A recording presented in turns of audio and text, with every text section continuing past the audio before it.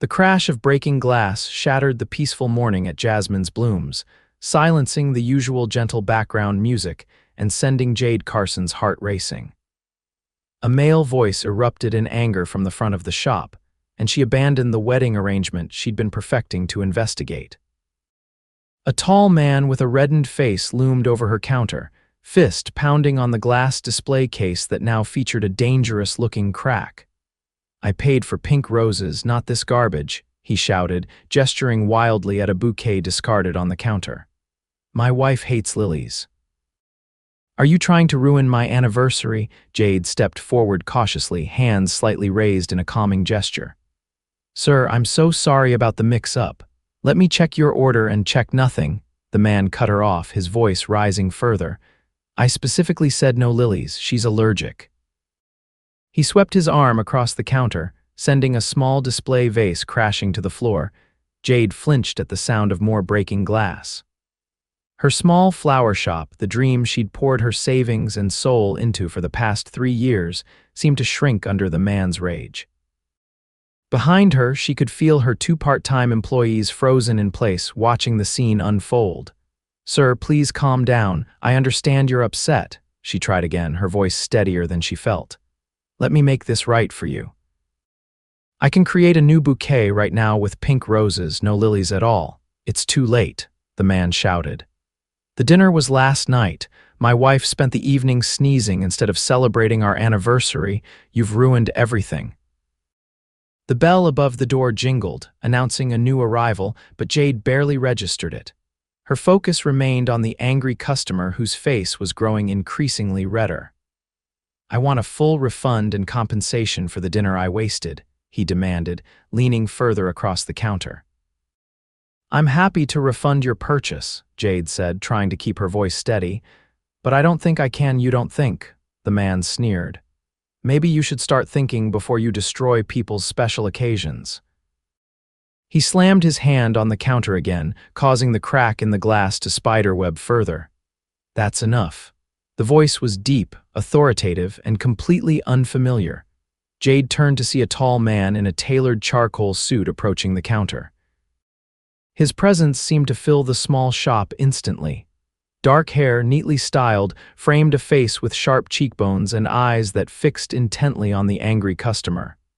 "Excuse me," the angry customer said, turning his ire toward the newcomer.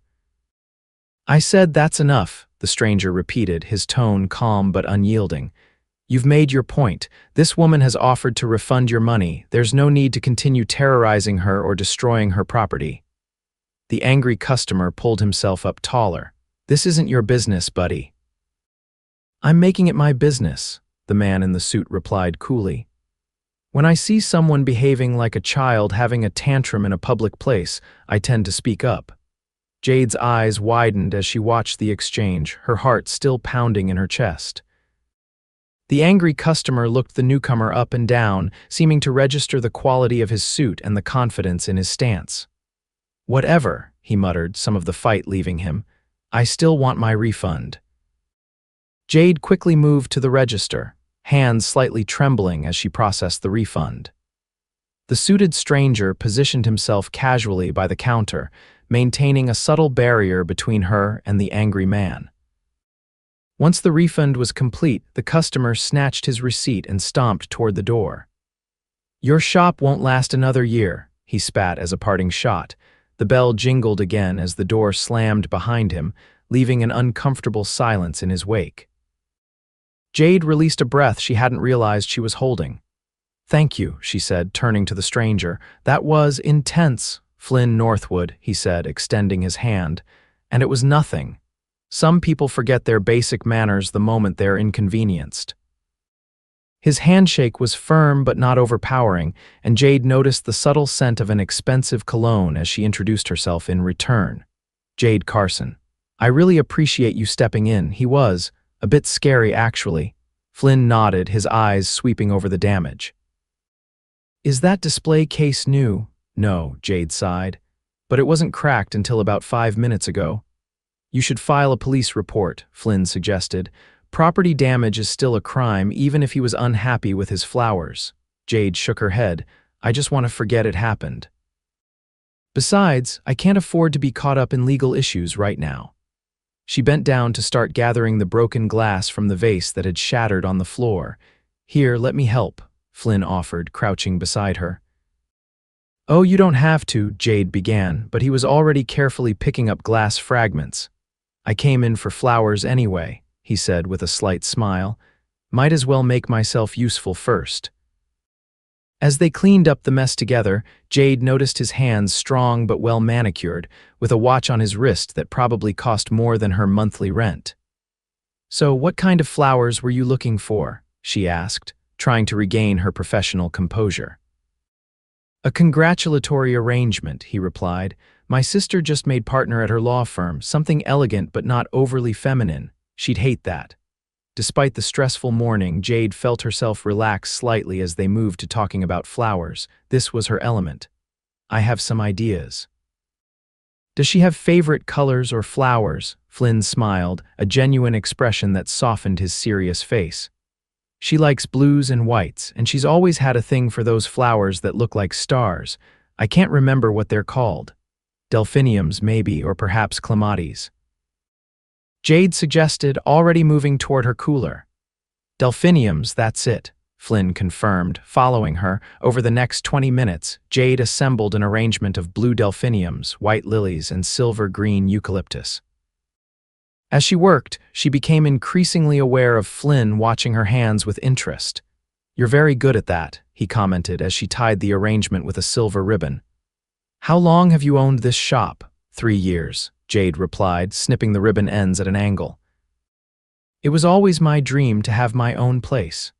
It's a beautiful shop, Flynn said, glancing around at the bright interior with its carefully arranged displays and the work tables visible in the back room. Though that customer's prediction was a bit ominous, Jade's smile faltered slightly. Well, he's not entirely wrong about the challenges. Small business ownership isn't for the faint of heart, especially these days. She handed him the completed arrangement.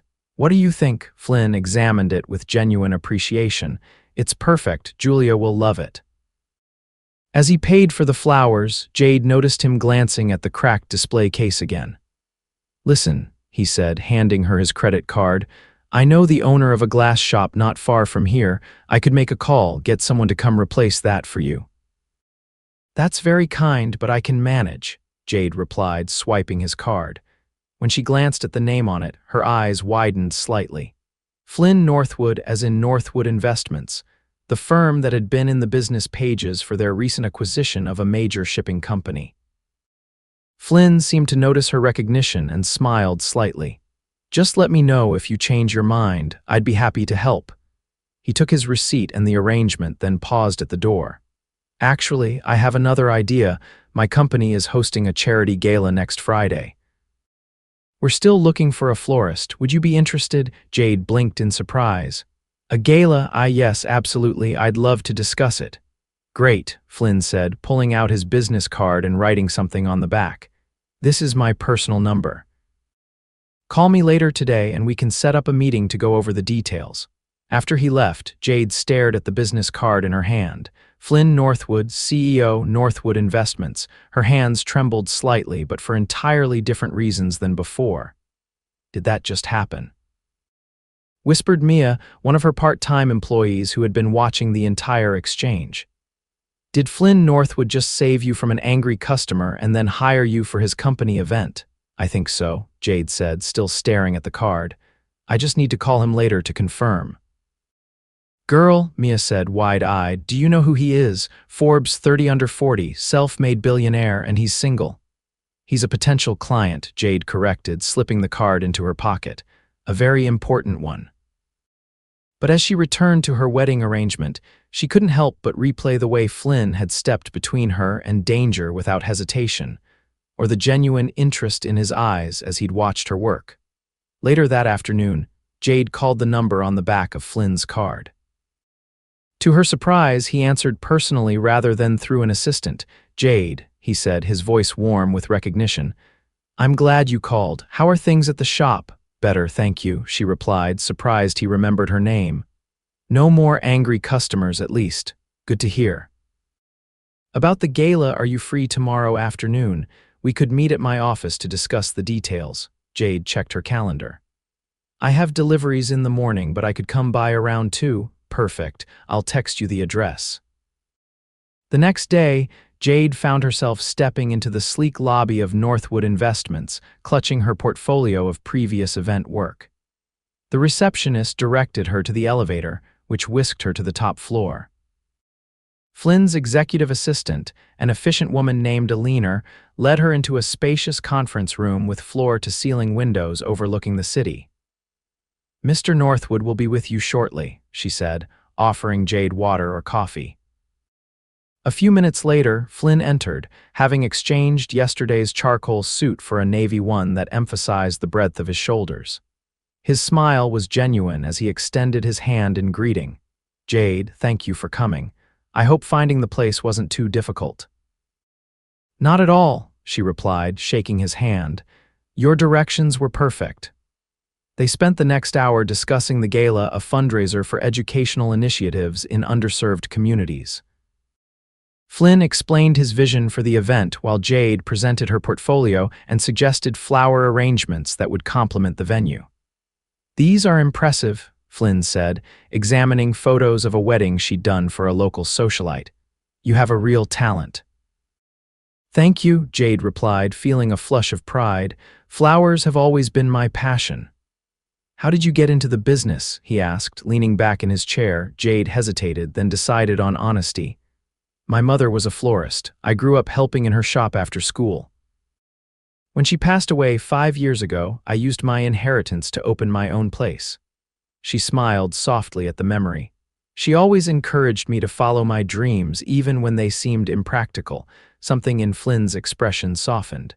"She sounds like a remarkable woman." "She was," Jade agreed. "What about you? How does someone become a billionaire investor before 40? Flynn laughed, a rich sound that seemed to fill the room. "A lot of luck, some skill, and more sleepless nights than I care to remember." He paused, studying her. "After college, I worked in venture capital for a few years before branching out on my own.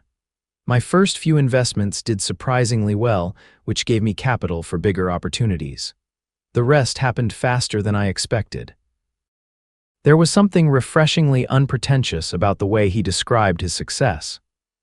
As their meeting continued, Jade found herself relaxing in his presence, their conversation flowing naturally from business to more personal topics. "So," Flynn said as they wrapped up, "can I count on Jasmine's blooms for the gala?" "Absolutely," Jade replied with a smile. "I'll send you a formal proposal with the details we discussed by tomorrow." "Great," Flynn said, walking her to the elevator. As they waited, he seemed to hesitate before adding, "Actually, would you be interested in joining me for dinner tomorrow evening?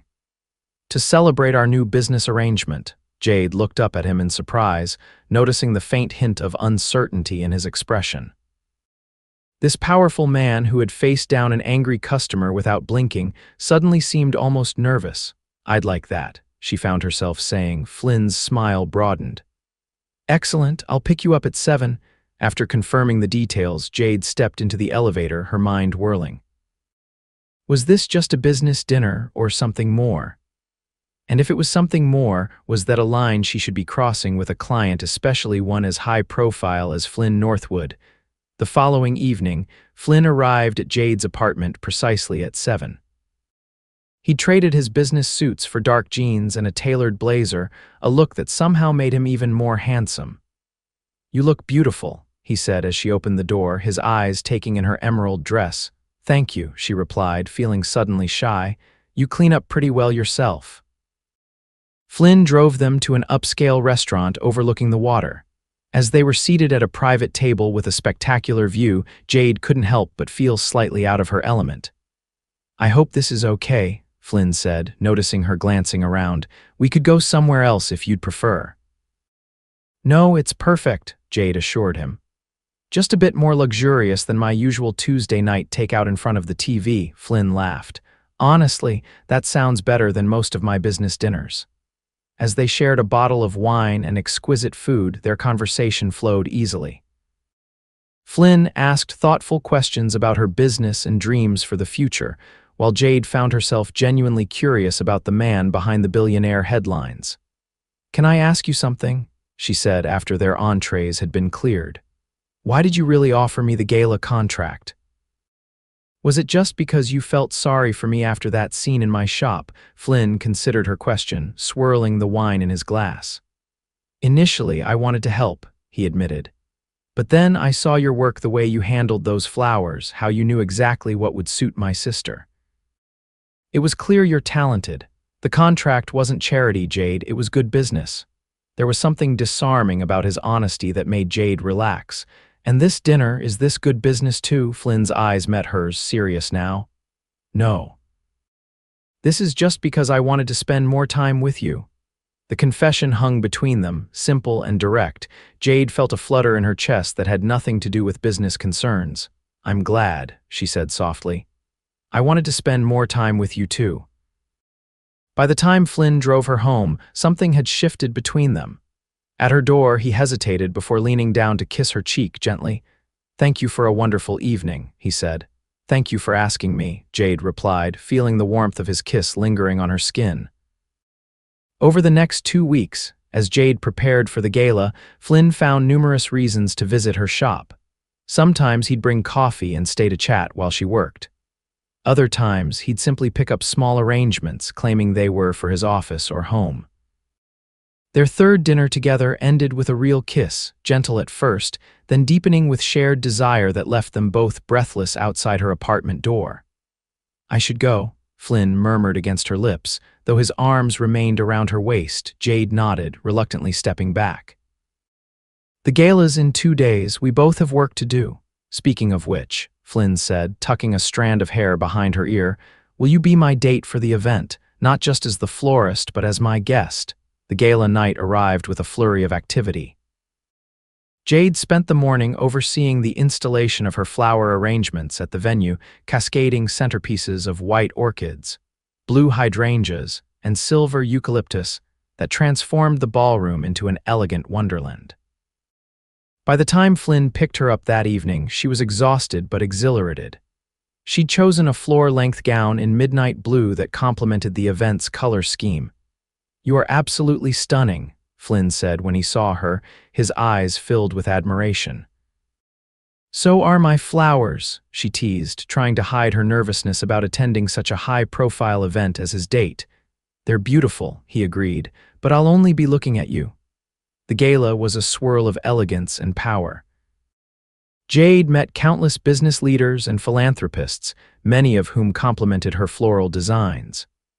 Flynn stayed close to her side, his hand often finding the small of her back as he introduced her proudly to his colleagues and friends. "Your work is exquisite," said an older woman who Jade recognized as the head of a major fashion house. "We're planning a spring showcase. Would you be interested in discussing the floral arrangements?"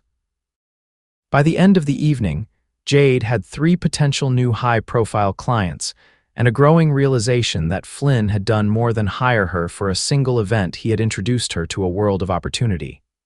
As they swayed together during a slow dance, Jade looked up at Flynn.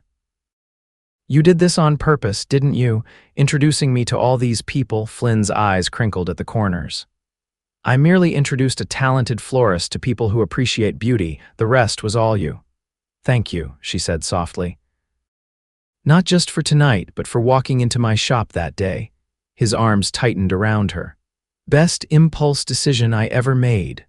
Later, as they walked along the waterfront near her apartment, Jade found herself opening up about her struggles with the flower shop.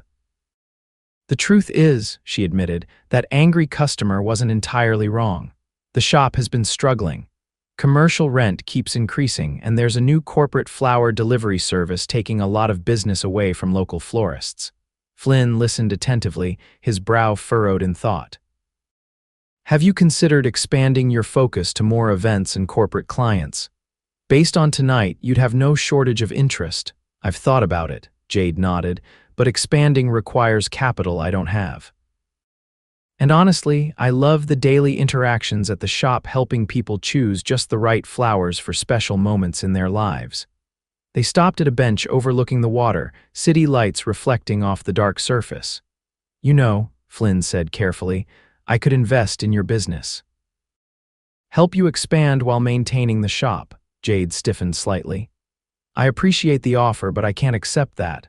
Why not? Flynn asked, genuinely curious. Because Jade searched for the right words. Because whatever's happening between us is separate from business.